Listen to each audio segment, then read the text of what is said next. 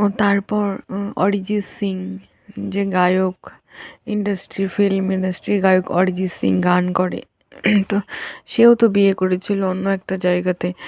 তারপর তার সাথে থাকতে পারেনি, তার এক্স, তার পুরনো ভালোবাসা, তার সাথেই পরে সংসার করেছে।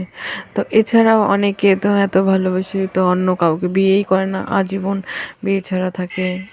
তারপর অনেকে সুইসাইড করে নেয়, অনেকে পাগল হয়ে যায়, অনেকে হয়তো করে ঠিক, কিন্তু মানে বাধ্য হয়ে কাজ করতে হয়, করবে, বিয়ে করতে হবে, করবে, এরকম একটা সিচুয়েশন, জোর জবরদস্তি এরকম হয়ে যায়।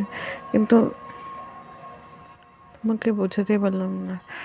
তো তুমি ভাবছো তো, উম, যখন কেউ প্রপোজ করতো, কেউ বিয়ের কথা বলতো, আমি তোমাকে বলতাম, কিন্তু আমি মানে এগুলো কথা এত জোর দিয়ে বলার প্রয়োজন মনে করিনি, কারণ আমি জানতাম তুমি কখনো যাবে না, চলে যাবে না, ছেড়ে যাবে না, এইটুকু বিশ্বাস ছিল, তাই আমার এরকম বলার কোনো প্রয়োজন হয়নি।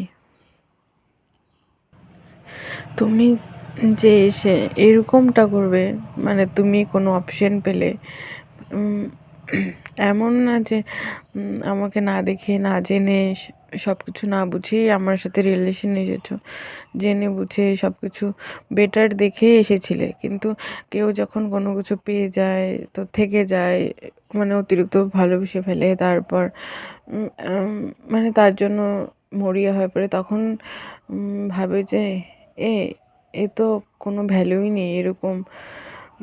তো তখন মনে হয় তার থেকে সে হয়তো বেটার, কিন্তু সেটা নয়।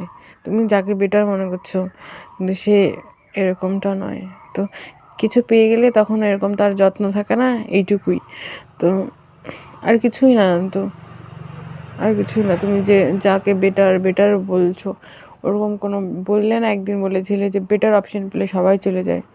না, সবাই চলে যায় না, আর যারাও যায় সবাই ভাবে যে বেটার, মনে হয় বেটার, কিন্তু না, বেটার না।